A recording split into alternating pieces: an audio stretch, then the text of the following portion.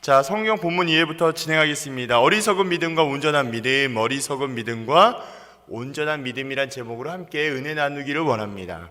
사실 오늘의 본문은요, 어떤 키워드가 있냐면 바로 의로움, 의롭다 여김을 받는 것. 이걸 두 글자로 제가 뭐라 이야기 드렸죠? 감사해요. 우리에게 또 까먹는 은혜가 있죠. 이걸 뭐라고 이야기하냐면 바로 칭의라고 이야기했어요. 의롭다함을 얻다, 의롭다함을 받다, 너는 의로운 사람이다, 땅땅땅. 법정적인 용어로 칭의라고 말씀을 드렸어요. 이 칭의의 은혜는요, 단순히 내 신분의 변화가 일어난 것이 아니고 내 자격이 바뀌어진 것만을 의미하지 않아요. 전에 죽었던 내 모든 것들이 예수의 죽음과 부활하심으로 완전히 새롭게 되어서 하나님께서 원하시고 기뻐하시는 전혀 새로운 존재가 되었음이 바로 칭의의 은혜예요. 그래서 이 칭의라는 것과 성화, 나중에 또 한번 이야기하겠지만 성화는 거룩한 변화를 설명하고 있는데 단지 거룩한 변화 이렇게 말하기에는 너무나 많은 양들이 있습니다. 어찌됐든 이 칭의에 대한 아주 중심적인 내용이 오늘 본문에 등장합니다. 성경 본문의 예를 보면 이렇습니다. 앞장 1장 2장에서는 바울의 인사말과 이 갈라디아서를 쓰게 된 동기를 밝힌 데 이어서 자신이 전한 복음에 대한 정당성을 입증하였어요. 왜 그랬을까요? 기억을 하시면 알겠지만 사도 바울은 흔히들 이야기하는 사도의 계열에 끼지 못했어요. 왜 그랬을까요? 사도라고 칭함을 받는 것은 당시에 예수님과 함께 직접 가르침을 받았거나 경험했거나 따라갔거나 여러 가지 일들을 직간접적인 경험을 해야만 했었었는데 그들이 유대교의 신자들이 유대교의 지도자들이 바라봤을 때에는 바울은 전혀 그런 요소가 없었기 때문에 그래요. 그래서 요즘 말로 따지면 제가 뭐라고 표현했죠? 너 신학 공부도 아닌데 어떻게 너 같은 사람이 목사야? 라는 것과 똑같은 표현이라고 말씀을 드렸어요. 그만큼 바울의 사도권에 대해서 정면으로 계속 공격했던 사람들이 누구였을까요? 바로 유대 종교 지도자들이었어요. 그들은 사도 바울의 복음의 메시지를 들으면서 그 복음의 메시지를 인정하지 아니하고 그 복음의 메시지 외에 다른 것, 바로 율법의 준수함을 끊임없이 강조하였습니다. 그래야만 구원의 완성이 있어 라고 이야기하고 있는 거예요. 그래서 이렇게 사도 바울의 사도권에 대하여 끊임없이 공격하고 어려움을 겪는 상황 가운데 사도 바울은 복음의 정당함과 자신의 사도권에 대하여 이야기하는 것을 보게 합니다. 즉 바울은 본론의 전반부에서 이방인을 위한 자신의 사도 직분이 바로 구원의 주체이신 예수님께 받은 것과 구원받은 자의 모임이 초대교회, 처음 생겨난 교회를 초대교회라고 말씀을 드렸어요. 그래서 이 초대교회라는 말의 자체는 여러 가지 의미를 담고 있지만 우리가 흔히 쉽게 이해할 수 있는 것은 예수님께서 죽고 부활하신 이후에 처음 생겨난 교회임을 기억하시면 됩니다. 이 초대교회에서도 인정받았음을 선언하고 있었습니다.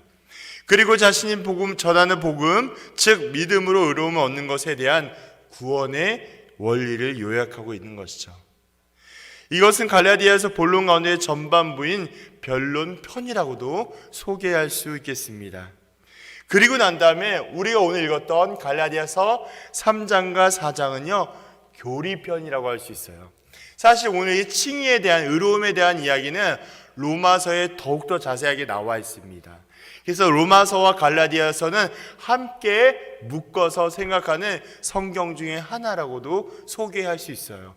그만큼 우리의 신앙생활에 너무나 중요한 것이 바로 구원에 대한 이야기고 구원에 대한 내용인 것처럼 이 칭의에 대한 성화에 대한 그리스도의 은혜에 대한 것은 끊임없이 반복하여도 아무리 많이 이야기하여도 지나치지 않음을 보게 합니다. 바울은 갈라디아서 중심의 주제인 복음과 율법의 관계에 대하여 이론적인 논증을 펼치고 있어요. 바울은 갈라디아 교회를 어지럽히고 있는 어떠한 자들이요? 율법주의자들이 잘못되었음을 밝혀주고 있는 것에 그 집중을 하고 있습니다. 우리 병규 형제에게 페이퍼 좀 주세요. 네. 복음과 율법을 대조시키면서 율법의 제한적인 성격을 보다 분명하게 이야기하므로 복음의 우월성을 주장하고 있습니다. 뭐라고요? 복음과 율법을 대조하면서 이만큼 너희들이 이야기하고 너희들이 잘못 알고 있는 율법의 준수함보다 뭐가? 복음이 더 낫다. 복음으로 인하여서 완전하다, 완벽하다를 지금 끊임없이 누가? 사도 바울이 갈라디아 지역 교회를 향하여서 외치고 있는 거예요. 그 가운데 3장 1절과 9절은요, 믿음을 저버린 갈라디아인에 대한 책망과 아브라함의 믿음의 원리를 통하여서 내용을 설명해 주고 있는데요.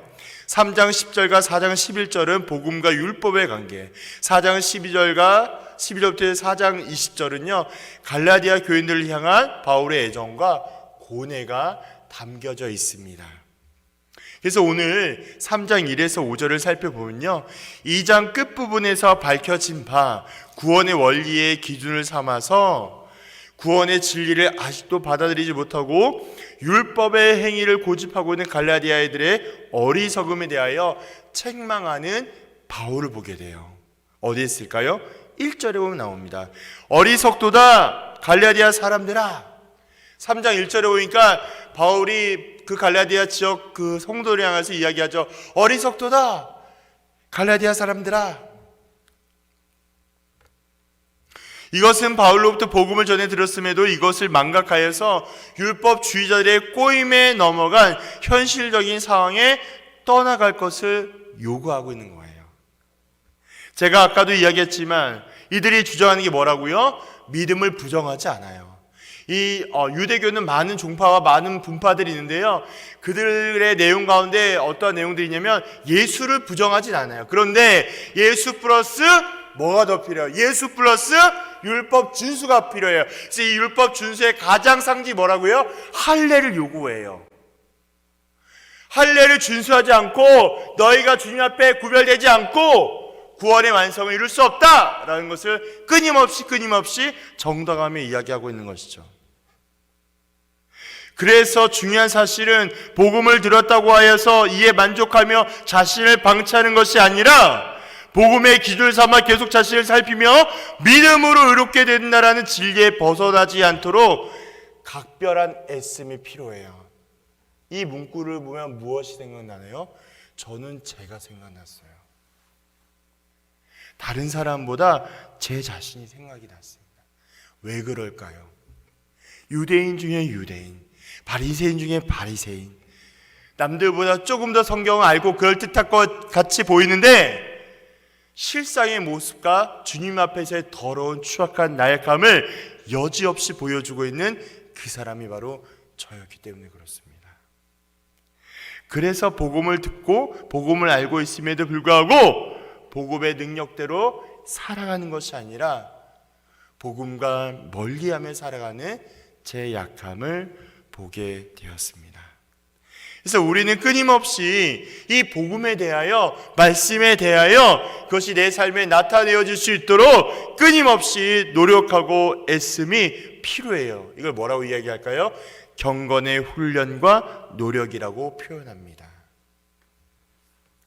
사도 바울은 3장 초반에 강력히 선언하고 있어요. 제가 아까 이야기했던 것은 1절에 나온 것처럼 어리석도다 갈라디아 사람들아. 갈라디아 사람들이 이미 누리고 있는 복을 생각하게 될 때 어리석기도 율법의 준수함이 필수적이라고 생각하는 것에 대하여 경악을 금치 못합니다. 어디에 있을까요? 1장 6절에 보면 나와 있어요. 제가 읽어드릴게요. 1장 6절에 그리스도의 은혜로 너희를 부르신 이를 이같이 속히 떠나 다른 복음을 따르는 것이 내가 이상하게 여기노라. 이런 부분을 살펴보면 알 수 있는 것이죠. 얼마나 어리석은 것인지에 대해서 끊임없이 생각할 수 있게 되는 것이에요. 그래서 바울이 전한 것, 오직 예수께 십자가에 못 박히신 것을 전하여만 했어요. 이것은 예수께서 십자가에 죽으셨다, 끝! 이 정도의 의미가 아니에요. 제가 끊임없이 반복하여 설명하지만 예수가 죽고 부활하여서 다시 온전하게 만드는 것은 그냥 우리의 신분의 상태와 존재만을 의미하지 않습니다. 전혀 죄하고 더럽히지 우리 모두가 예수의 보혈, 예수의 십자가로 완전히 사하여졌기 끝내있기 때문입니다. 죄사함의 범위와 내용은요 다릅니다. 원죄와 자범죄 모든 내용들을 포함하고 있어요. 이전에 지었던 모든 죄악들, 현재 내가 짓고 있는 죄악들, 앞으로 내가 지을 모든 죄도 무엇을 위하여? 십자가로 인하여 죄를 사하였단 말입니다. 그래서 구원의 감격과 기쁨이 세상 그 무엇보다도 바꿀 수 없는 은혜이며 감동이에요. 우리가 할 수 없는 거예요. 우리의 힘으로, 우리의 능으로, 우리의 지혜로 구원의 은혜를 얻을 수가 없습니다. 오직 예수의 죽으심과 부활하심으로 죄사함을 완성하셨어요. 십자가의 죽음만이 죄와 허물을 완전하게 깨끗하게 할 수 있습니다. 가장 의로운 한 사람, 가장 완벽한 하나님이자 사람이신 예수님만이 죽음으로 인하여서 깨끗하게 하셨습니다. 믿으십니까? 그분이 예수 그리스도예요. 계속하여 바울은 갈라디아 교인들을 향하여 강력하게 질책합니다. 갈라디아 지역 교인들에게 성령을 받을 때에 과연 율법과 믿음 가운데 어느 것에 의하여 받게 되겠냐고 질문하고 있어요. 무슨 말이에요? 너희가 그렇게 따르고 너희가 그렇게 추구하고 있는 그 율법보다도 어떤 것에 의해서 의로움, 즉 구원의 은혜를 얻겠느냐라는 질문인 거예요. 갈라디아 지역 교회는 예수 그리스도의 복음을 알기 전에 죄와 사망으로 인해서 죽을 수밖에 없는 존재들입니다. 특별히 율법은 이방인에게 죄인을 규정짓게 만드는 귀한 역할들을 감당하게 되죠. 율법 자체가 악한 건 아니에요. 오해하시면 안 돼요. 율법 자체가 잘못됐거나 그릇된 것은 아니에요. 그러나 그 율법의 좋은 선한 기능을 완전히 왜곡하고 변질시켜버린 채 이것을 무슨 구원의 완성과 조건을 이해하는 것, 그것이 나쁜 것입니다. 율법의 구원을 완성하는 그 어떠한 방법도 제시하지 않음을 기억하시기를 바랍니다. 그런데도 복음은 율법과 같이 그들을 이방인이라고 해서 차별하지 아니하고 다만 예수를 믿기만 하면 유대인들과 동일한 구원의 약속을 보장하고 있어요. 왜 그럴까요? 하나님의 구원의 계획과 범위와 대상이 유대인에게만 제한을 두지 않고 있기 때문입니다. 온 열방을 향한 하나님의 구원의 놀라운 계획은 우리가 알 수 없는 전혀 다른 범위와 대상과 지역을 확대하여서 하나님의 구원의 역사하심이 때문인 것이죠. 그러나 그들이 멸망에서 구원에 이르는 길은 복음을 받아들인 후에 다시 율법주의로 돌아갔다는 것이 도저히 바울의 입장에서는 상식, 즉 이해가 되지 않았던 거예요. 여기서 성령을 받을 것이라는 표현은요, 성령을 받지 않고서는 구원에 이룰 수 없음을 강조하고 있는 표현입니다. 따라서 바울은 성령이 율법의 행위로 얻어지는 것이 아님을 이야기해요. 오직 복음을 듣고 예수를 구원자라고 영접하는 믿음으로 말미암을 것을 갈라디아 교인들에게 강조하고 있습니다. 바울은 육체와 성령을 분명히 대조하고 있습니다. 이런 대조는요, 갈라디아 지역 교인들의 일관성이 없을 뿐만이 아니라 그 선택에 있어서도 어리석음을 구체적으로 이야기합니다. 그 지적은요, 성령은 그리스도의 영접 그리고 거듭남이 뭐냐면요, 어려운 용어죠. 거듭남이 뭐냐면 변화된 거예요. 전혀 다르게 다른 변화를 이해를 하시면 되겠습니다. 새롭게 태어난 거듭남과 구원의 확신 등은 인간을 구원에 이르게 하는 영적인 힘을 의미하며, 육체는요, 썩어진 육체라는 의미에서 한 걸음 더 나아가 육체적인 시도, 외형적인 제도나 방법으로 구원을 이루고자 하는 인간의 헛된 노력, 뭐예요? 율법을 상징하고 있는 것을 알 수 있게 되죠. 따라서 하나님께서 값없이 주시는 은혜로 인하여 복음을 영접한 갈라디아 지역 교회는 성령의 사역을 무시하고 어리석은 자신의 힘으로 죄의 문제를 해결하고자 했던 인간적인 시도에 의하여 무거운 죄의식에 매이게 만드는 율법주의를 받아들이게 되면서 어떻게 해요? 사망에 이르게 됩니다. 조금 정리가 되세요? 그러니까 우리가 끊임없이 생각해야 돼요. 복음의 순수한 메시지 외에는 우리가 집중할 것이 없음을 기억하셔야 합니다. 갈라디아 지역 교인들에게 복음으로 인하여 많은 고난을 받았음에도 불구하고 이제 그들이 복음의 진리를 왜곡시키는 율법주의에 따라가는 것은 이제까지 쌓아온 믿음의 노력을 헛수고로 만드는 아주 엄청난 결과를 낳게 되죠. 결국 갈라디아 지역 교인들이 복음을 위하여 지금까지 받아온 고난에 대한 보상을 받을 것인지, 아니면 그 모든 것들을 헛되게 만드는 어리석은 행동을 계속할 것인지에 대하여 분명히 선택할 것을 요구하고 있습니다. 성령을 주시고 능력을 행하시는 이는요, 율법의 행위가 아니라 무엇일까요? 오직 믿음이에요. 그래서 믿음이 너무나 중요합니다. 바울은 갈라디아 지역 교인들에게 성령의 역사하심으로 구원을 주시고 그들 가운데 이적과 권능을 행하시는 분이 바로 하나님임을 언급하고 있습니다. 이것은 성도에게 주신 하나님의 선물, 결코 그들의 노력에 주어진 것이 아니라 하나님의 일을 하나님께서 하고 계심을 밝히 보여주고 있는 장면이라 할 수 있겠습니다. 제가 다시 한번 부연 설명을 드리지만 우리에게 작동되는 믿음조차도 우리가 어떠함으로 인해서 얻어지는 것이 아닙니다. 다시 말씀을 드린다면 우리가 복음을 듣고 우리가 믿음에 이르게 되는 그 모든 일들도 우리가 할 수 있는 것이 아니라 우리와 함께 하여 주시는 성령 하나님께서 우리에게 믿음을 얻을 수 있도록 일하심, 완성하심을 통하여 믿게 되는 거예요. 그렇기 때문에 믿음, 순종, 완성, 그 모든 과정들은 우리가 할 수 있는 것이 조금도 없습니다. 오직 은혜예요. 오직 하나님의 일임을 기억하시기를 바랍니다. 이제 6절에서 9절에 보니까 이런 내용이 있습니다. 모든 유대인들의 선민 조상으로서 존경하는 아브라함을 예를 들고 있습니다.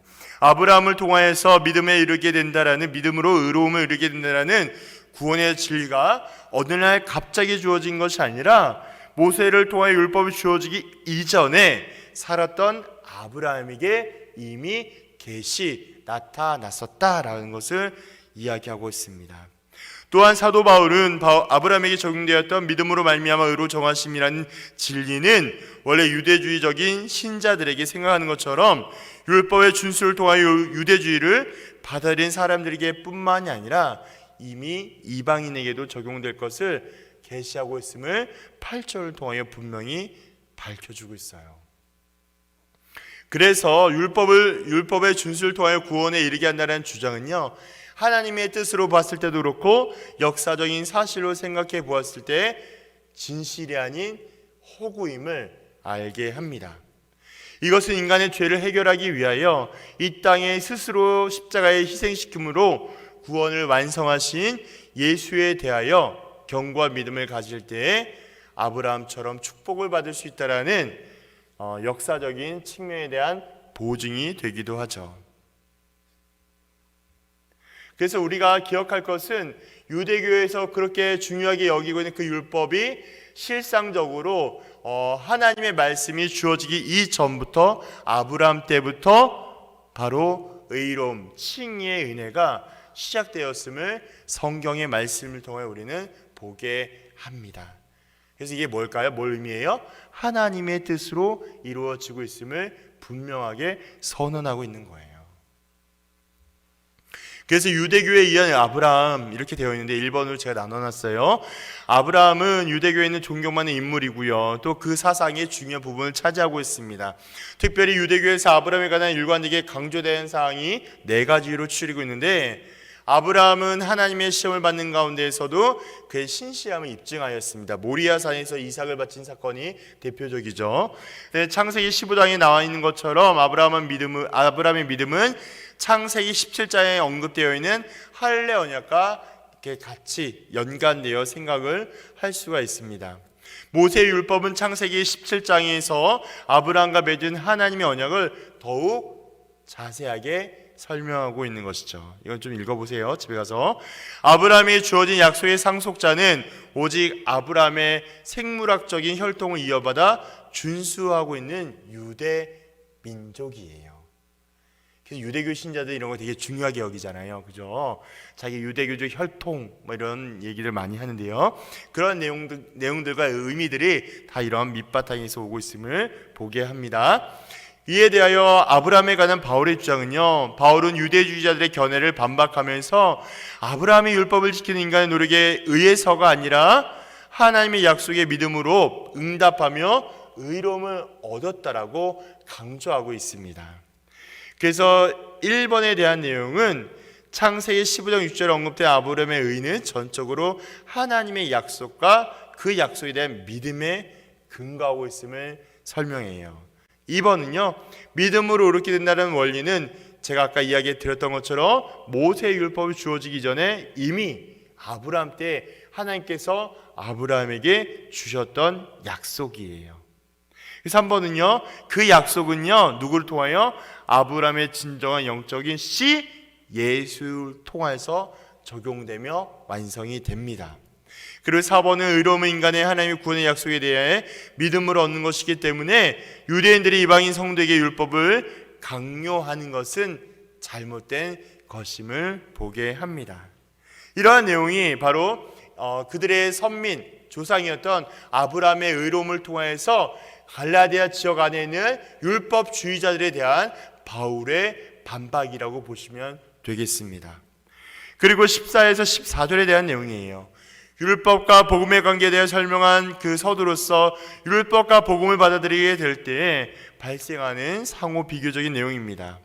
율법의 준수함은 반드시 저주를 가져오고 복음을 받아들이게 된다면 성령의 축복의 은혜를 가져오게 됩니다. 즉 불의는 하나님의 심판을 가져오는 심판의 원리를 생각하게 될 때에 율법은 인간을 의롭게 하는 것이 아니라 인간을 불의하게 하는 역할이 될 뿐만이 아니라 인간에게 불의의 심판을 받게 합니다. 반면 복음을 믿는 자에게 예수 그리스도의 완전한 의로움을 힘있게 함으로 의를 얻게 함으로 구원의 축복을 소유하게 합니다. 우리의 모든 죄, 아까 설명드렸던 우리의 모든 죄가 예수님께 전해지고 예수님의 완전한 의로움이 우리에게 임하게 하는 것, 이걸 신학적인 용어로 이중전가라 이야기해요. 이중전가. 어느 대학부 가서 어느 청년부 가서 딱 얘기해도 이게 퀄리티가 쫙 있는 그런 단어예요. 잘 얘기 안 할 텐데 이중전가는 아주 중요한 교리 중에 하나예요. 왜냐하면 제가 방금 말씀드렸던 것처럼 인간의 모든 죄악과 허물들을 예수님께 온전히 전해지고 예수님 완전하신 의로움이 우리에게 다시 오게 되어 우리가 전혀 새롭게 되는 것, 이것을 이중전가라고 이야기합니다. 전가는 전가의 전은요 구를 전 시집갈 간데요, 해석하면 잘못이나 책임을 다른 사람에게 넘겨 씌움의 의미를 갖고 있습니다. 쉽게 설명하면 예수님의 온전함이 우리에게 그냥 거저 은혜로 오게 되었고 우리의 죄악이 온전히 예수님께 향하여졌다라는 의미를 담고 있습니다. 이렇게 예수님께서 구원을 이루시기 위하여 십자가 형틀에서 죽고 온전한 부활하심으로 산 소망과 위로와 기쁨이 되어 주셨습니다. 그래서 복음은 그리스도의 예수의 죽음과 부활을 믿는 자 결코 불신앙에 빠질 수 없습니다. 다시 말을 바꿔서 한다면 내 신앙생활의 어려움과 문제와 연약함과 결단이 되지 못함과 흔들림이 있다면 뭐가 문제일까요? 복음의 능력이 연약해진 거예요. 더 쉽게요, 성경의 말씀이 상실되어가는, 더 쉽게요, 하나님과 멀어지고 있는 거예요. 이때를 조심하셔야 됩니다. 그래서 제가 표를 좀 나눴어요. 은혜와 율법을 되어 있는데요, 그건 참고로 읽어보십시오. 그 은혜는 복음의 은혜예요. 그 율법은 구약에부터 전해오는 구약의 율법으로 이해하시면 됩니다. 잠깐 리뷰를 하게 된다면 복음의 은혜는요, 믿음에 기초하고 죄인을 이롭게 하여 줍니다. 이 이롭게 한다는 말의 의미는 어떠한 의미를 듣고 있냐면 죄인을 전혀 새롭게, 물론 그런 의미도 있겠지만 죄인이 죄인됨을 먼저 인정하게 만들어 주어요. 무엇이요? 복음이요. 그러고 난 다음에 어떻게 될까요? 내가 죄인임을 인정하게 될 때에 절대자이신 예수를 찾게 합니다. 이것이 바로 의롭게 한다는 의미예요. 그리고 예수와 함께 시작하고 끝나게 되죠. 성령의 길을 걷게 하여 주시죠. 그리고 복을 갖다 주시죠. 성경에서 말하고 있는 복은요, 꼭 기억하세요. 물질적으로 형통하고 건강해지고 내가 높아지고 내가 뭔가 잘 나가고 이걸 복으로 여기지 아니에요. 성경에서 말하고 있는 복은요, 하나님과 온전한 연합 그 자체를 복이라고 명령합니다. 다시 이야기하면 성경에서 말하고 있는 복은 온전한 구원의 은혜를 누리는 그 자체를 교훈하고 있음을 기억하시기를 바랍니다. 그래서 복을 가져다 주고요, 성도를 위한 하나님의 목적임을 이야기하고 예수와 함께 친밀한 교제를 이루게 하며 하나님의 자녀가 되게 합니다. 그리고 진리 안에서, 예수 안에서 자유를 주죠. 성령의 능력을 의지하게 만들고 사랑의 동기를 가지게 하고, 제일 중요한 거, 예수의 십자가만을 자랑해요. 뭘 자랑한다고요? 나를 자랑하지 않는다고요. 뭐 자랑 안 한다고요? 이제까지 내 지식과 경험을 자랑하지 않아요. 뭐만 자랑해요? 예수의 십자가만을 자랑합니다. 그게 뭐예요? 복음의 은혜예요. 나머지는 은혜를 통해서 생각해 보십시오. 자, 예수님은 어떠한 분인가요? 넘어가 보겠습니다. 하나님은, 전 이렇게 정리해 봤어요. 하나님은 예수 그리스도의 복음을 통하여 온전한 믿음을 주신 분입니다. 예수 그리스도의 복음을 통하여 온전한 믿음을 주시는 분입니다. 성도는 무엇으로 구원을 얻고 있겠습니까? 다시 우리 청년들은 무엇으로 구원의 은혜를 얻고 있습니까? 오직 예수 그리스도를 믿는 믿음만으로 구원을 얻습니다. 맞나요? 아멘. 감사합니다. 우리 모든 청년들은요, 예수님을 믿는 그 믿음으로 말미암아 구원을 얻게 됩니다. 로마서 1장 17절 띄워주세요. 로마서 1장 17절에 이런 말씀이 있습니다. 복음에는 하나님의 의가 나타나서 믿음으로 믿음에 이르게 하나니 기록된 바, 꼭 기억하세요. 오직 의인은 믿음으로 말미암아 살리라 함과 같으니라. 나와 있는 말씀처럼 성도에게 가장 먼저 요구가 되는 것은요, 믿음이에요. 이 땅에서 하나님 보시는 최고의 가치는 부와 명예와 자기의 역할과 모습이 아니라 내게 주어주고 있는 믿음을 보십니다. 성경에서 가장 귀하게 여기는 것도 믿음이에요. 교회 안에서 가장 강조하는 것도 믿음입니다.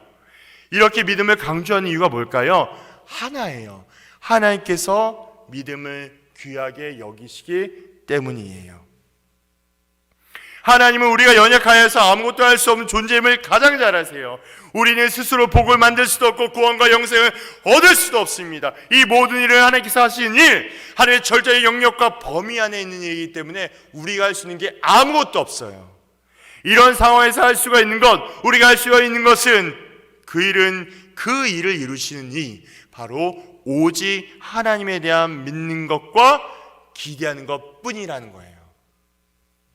믿음으로 하나님의 일에 동참해 살아가는 겁니다. 믿음으로 하나님의 복을 누리며 살아가는 거예요.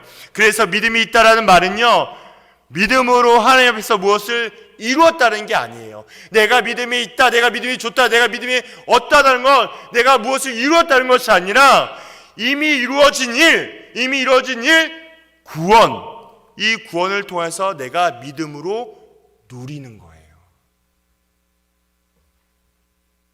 이미 이루어진 일, 구원을 내가 누리는 것. 그러므로 성도에게 가장 귀한 것은 믿음이에요. 믿음이 없이는, 히브리서 11장 6절입니다. 믿음이 없이는 하나님을 기쁘게 할 수 없습니다. 믿음이 하나님을 가장 기쁘시게 합니다. 아브라함이 한 일은 오직 한 가지예요. 믿음으로 살았습니다. 그가 유명하게 되고 그를 가장 위대하게 만든 것도 믿음으로 살았어요. 그가 믿는 믿음은 바랄 수 없는 것에 바란 믿음입니다. 행할 수 없는 일에 행한 믿음이에요. 마침내 아브라함은 그 믿음대로 이루어지는 것을 보고 말았어요. 누굴 통하여? 하나님을 통하여. 그러나 갈라디아 교회는 어땠습니까? 믿음만으로 무엇이 부족했어요? 믿음만으로 의로움을 얻은 것이 모순처럼 여겨졌습니다. 상상해 보세요. 안 믿는 친구들에게, 안 믿는 청년들에게 가서 얘들아, 예수를 믿기만 해봐, 너의 삶이 달라져. 그런데 그 친구들이 나한테 와서 뭐라고 물어볼까요? 뭐라고 공격할까요? 그래, 너 예수 믿지? 네 삶은, 너의 형편은 남들이 보기에 그냥 보잘것없고 그냥 그저 그렇고 내설거 없는 것처럼 그런 크리스천으로 보인다 할지라도 거기에 우리가 생각할 것이 아니라 우리는 이 땅에 매여있는 사람이 아님을 기억하시기를 바랍니다. 우리는 땅에 떨어져 썩어질 것에 집착하지 아니하고 하나님께 소망을 두며 천국의 은혜를 기다리는 자들이기 때문에 지금 내 모습이 어떠하다 할지라도 중요하지 않아요. 우리에게 중요한 건 하루하루의 삶을 그리스도의 말씀대로 살아가게 될 때에 하나님께서 놀라운 축복의 은혜로 우리를 채워주시고 감동하게 하십니다. 그 자리가 어떤 자리가 됐든 거기에 우리가 흔들리지 않냐고 하나님께 붙잡힌 바 되어 있다면 그것이 큰 복입니다. 그걸 기억하시면 돼요. 그 은혜와 그 진리를 기억하시면 됩니다. 하나님은요 갈라디아 교인들을 그냥 두지 않으셨어요. 바울을 통하여 예수의 복음을 전하게 하셨습니다. 의심이 많고 약한 자들에게 십자가와 죽음을 통하여 온전한 죄사함을 허락하셨습니다. 영광스러운 부활로 인내와 소망을 갖게 하시고 이 땅의 삶이 한계적인 나그네와 같은 삶임을 증거하셨어요. 제가 늘 이야기하죠. 우리는 다 죽어요. 우린 다 끝납니다. 우리 영원하지 않아요. 우린 다 늙고 병들고 죽어요. 중요한 건 예수를 믿는 자들은요 부활의 소망이 있기 때문에 이 땅에서의 그 죽음이 두렵지가 않은 거예요. 우리는 주님 앞에 돌아갈 그 곳이 있기 때문에 전혀 이 땅의 삶이 두렵지가 않은 겁니다. 그래서 예수의 복음, 기쁜 소식, 영원한 기대와 소망, 구원의 참 은혜는요 견고한 믿음만으로 가능합니다. 율법의 행위와 준수가 완성이 이루어지는 것이 아니라 예수의 복음을 통하여 확실하게 보여주셨기 때문이에요. 그럼 나에게 우리에게 주시는 교훈이 무엇이겠습니까? 본문을 통하여 이렇게 깨닫는 것이 있는데요. 온전한 믿음의 중심은 예수의 십자가 중심으로 이루어집니다. 예수의 십자가 중심으로 이루어지는데요. 갈라디아서 3장 13절과 신명기 21장 23절 이어서 읽어보도록 하겠습니다. 그리스도께서 우리를 위하여 저주를 받은 바 되사 율법의 저주에서 우리를 속량하셨으니 기록된 바 나무에 달린 자마다 저주 아래에 있는 자라 하였음이라. 사람이 만일 죽을 죄를 범함으로 내가 그를 죽여 나무 위에 달거든. 이곳에는 나무에 달려 죽인 자에 대한 기록을 하고 있습니다. 곧 나무에 달린 자는 하나님께 저주받았음을 말씀하고 있어요. 바로 그 나무 십자가에서 예수님은 저주를 대신 받고 죽으셨어요. 이 말씀의 배경을 보면 신명기 21장을 보면 사람에게 완악하고 패역한 아들에 관한 징벌의 이야기가 나무 십자가 이야기가 지금 담겨져 있습니다. 바로 이 말씀으로 바울이 적용하고 있어요. 완악하고 패역하여 부모의 말을 순종하지 않는 아들이 바로 누구예요? 우리라는 거예요. 우리. 이러한 패역한 자들 우리를 대신하여 저주를 받으시면 누굴까요? 예수 그리스도를 상징하고 있습니다. 예수님은 우리를 위하여 대신 나무에 달려 저주를 받은 것입니다. 이 사실을 믿는 것 그 자체만으로도 참된 믿음이 되는 거예요. 믿음은 죽지 않는 우리를 죽은 것으로 여기게 합니다.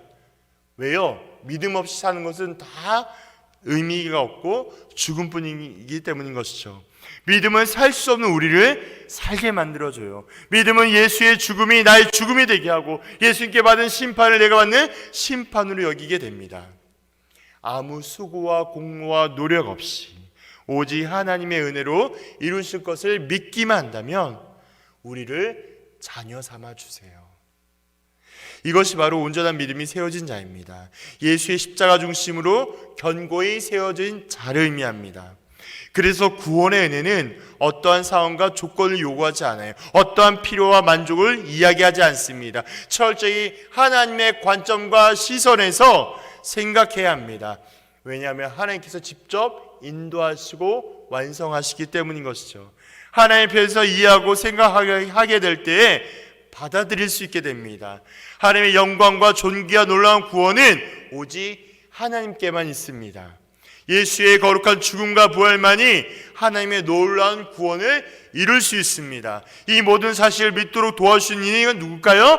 오직 성령 하나님이세요. 우리가 믿음으로 반응하게 되고 우리가 순종의 자리에 갈 수 있게 하신 것이 누구냐? 바로 성령 하나님께서 완성하시는 하나님의 놀라운 구원의 일입니다. 그러므로 우리가 할 수 있는 것이 아무것도 없습니다. 오직 하나님께서 우리에게 주시는, 값없이 주시는 선물이요 은혜예요. 우리는 이러한 은혜를 기억하며 살아갑니다. 여전히 나의 삶은 어리석은 믿음과 의심 많은 믿음과 또한 넘어지는 믿음과 또한 부족한 믿음인다 할지라도 하나님은 그 믿음을 지적하지 않으세요. 약하고 있는 모습 그대로 우리를 인정하고 받아주세요. 무엇으로 할 수 있을까요? 예수의 십자가를 기억하면 그 은혜를 고백하게 됩니다. 그래서 우리는 무엇을 해야 되냐? 늘 날마다 때마다 십자가를 기억하고 부활을 소망함으로 우리 각자에게 주어진 빛과 소금의 사명을 감당하는 그리스도인이 되시기를 주님의 이름으로 부탁드립니다. 기도하겠습니다. 하나님, 너무나 감사합니다. 어렵고 힘든 세상 가운데 우리의 약한 믿음을 용서하여 주시고 강하고 능하신 하나님만을 인정함으로 살아갈 수 있도록 복의 복을 더하여 주옵소서. 말씀에 교훈하신 대로 살아가게 하여 주시고 하나님 앞에 온전한 믿음으로 살아갈 수 있도록 축복으로 함께하여 주옵소서. 주님께 모든 것을 맡겨드리며 살아 역사하시고 부활하신 예수님의 이름으로 기도하옵나이다. 아멘.